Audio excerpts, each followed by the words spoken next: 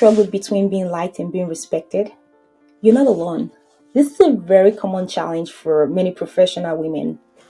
We often try to balance the two, and sometimes it feels like we have to choose one over the other. This topic came up recently in a conversation with one of my clients. She was facing a tough situation at work. She felt if she made herself more likable, she wouldn't be taken seriously.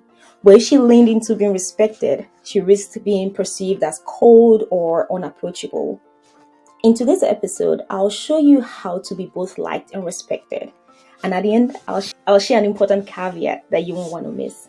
So if we haven't met, I'm Dr. Gloria Esoimeme. I'm a board certified internal medicine physician. I have a master's in global health and a PhD in health services policy and management. What I've realized is that in a bid to be respected, so many women become cold or impersonal. And this comes from a response to the disrespect that can come from being too friendly. On the flip side, others are so friendly they're not taken seriously at work. So how do we strike the right balance? I believe you don't have to choose one or the other. You need both to truly excel in your career. So now let's explore what it means to be liked versus respected. To be liked means you have a personal connection with people. Your presence is appreciated. You are approachable, easygoing, and pleasant. Co-workers enjoy being around you, may confide in you, and even invite you to social events. A major benefit of being liked is the goodwill it builds. Your mistakes are easily forgiven. You might be promoted simply because key decision makers enjoy working with you. But if you're only liked and not respected, your opinions might not carry weight. You may not be taken seriously. Now, what does it mean to be respected? Respect comes from being seen as professionally competent. People value your input, even if they don't always agree with you. You're trusted to deliver results and to handle tough situations. You are the go-to person for high stakes or even sensitive tasks. And when you master both, being liked and respected, you gain real leverage. It helps you in negotiations and it positions you for leadership and also strengthens your professional reputation. If you're a woman working in a male-dominated space, this balance isn't just helpful, it's essential. And you also build lasting influence. So even after you've left a company, your impact remains. At the end of the day, leadership is all about influence. Let's look at a great example of someone who balanced both. Indra Nooyi. And she's the former CEO of PepsiCo. She led the company from, I think, 2006 to 2018. And most CEOs the last about 5 years, she doubled the average tenure of a Fortune 500 CEO.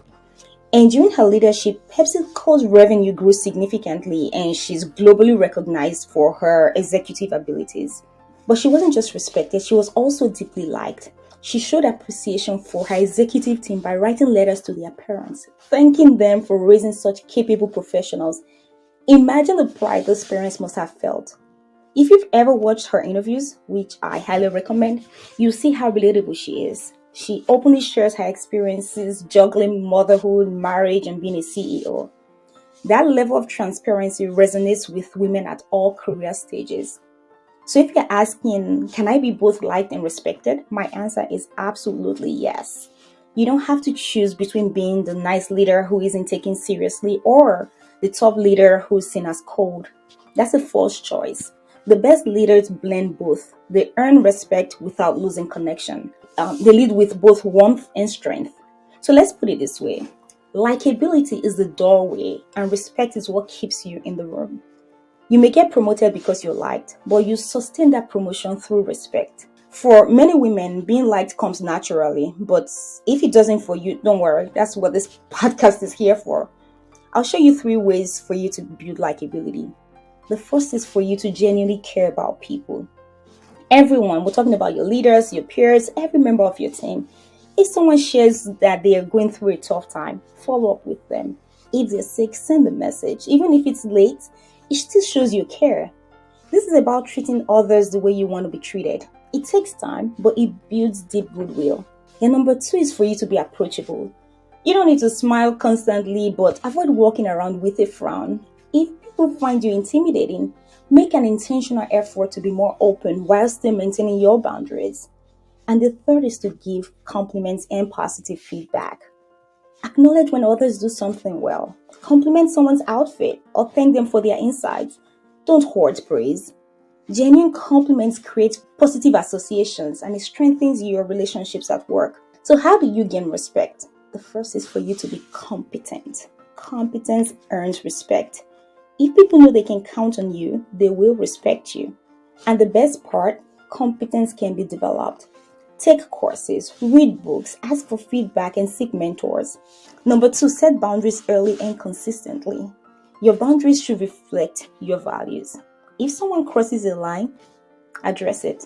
Address it politely but firmly. And be consistent. If you expect punctuality, apply that standard to everyone. So a likable leader with no boundaries risks being walked over. And number three, speak up. Speak up for yourself and others. Share your ideas. Advocate for a promotion or a raise. You won't be less liked for speaking up, especially if you do it respectfully. Also support others. If someone shares a good idea in a meeting that's been ignored, highlight it. Don't wait to praise them afterwards in private because validation is most powerful in the moment, especially in the presence of decision makers. What this does is it makes the decision makers respect you, and also whoever you've spoken for would also respect you. So you're getting respect from two ends. Now here's the caveat, I promise. Sometimes you would have to choose. The goal is to be both liked and respected. But what if enforcing a boundary means you will not be liked? What if doing the right thing risks your popularity? If it ever comes down to choosing one, what would you choose and why? For me, I'll always choose respect over likability.